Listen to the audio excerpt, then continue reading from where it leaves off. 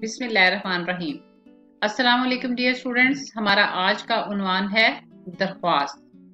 Principal के नाम माफी जुर्माना की दरख्वास्त। बखिदमत जनाब प्रिंसिपल साहिबा या प्रिंसिपल साहिब इंटरनेशनल स्कूल ऑफ पाकिस्तान, जो भी बेटा आपके स्कूल का नाम है, आप अपने स्कूल का मुकम्मल नाम लिखेंगे। उसके बाद जनाब आली या जनाब आलिया, मुअद्दबाना गुजारिश है कि मैं गलती से अपना मोबाइल फ़ोन स्कूल ले आया था।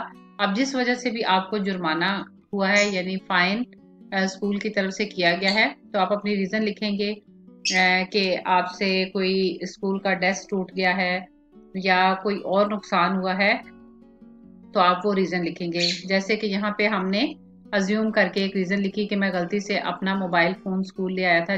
बच्चों, आपको मालूम है ना कि स्कूल में मोबाइल फ़ोन लेके आना अलाउ नहीं है, तो ये भी एक रीज़न हो सकती है जुर्माने की।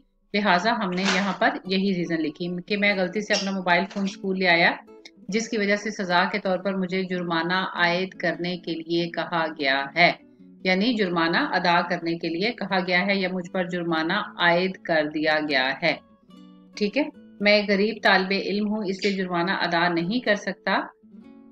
ये बेटा यहाँ पे जुर्माना आयद करने के लिए नहीं, जुर्माना अदा करने के लिए कहा गया है। या दूसरे लफ्जों में लिख सकते हैं कि ये मुझ पर जुर्माना आयद कर दिया गया है। मैं गरीब तालिबे इल्म हूँ इसलिए जुर्माना अदा नहीं कर सकता, लेकिन मैं वादा करता हूँ। इसको आप और भी बहुत डिटेल से लिख सकते हैं कि जो है मेरे वालिद जो है वो एक मुलाजिम है और मैं एक गरीब तालिबे इल्म हूँ इसलिए जुर्माना अदा नहीं कर सकता, लेकिन मैं वादा करता हूँ कि आइंदा ऐसी गलती नहीं करूंगा। बराए मेहरबानी मेरा जुर्माना माफ किया जाए।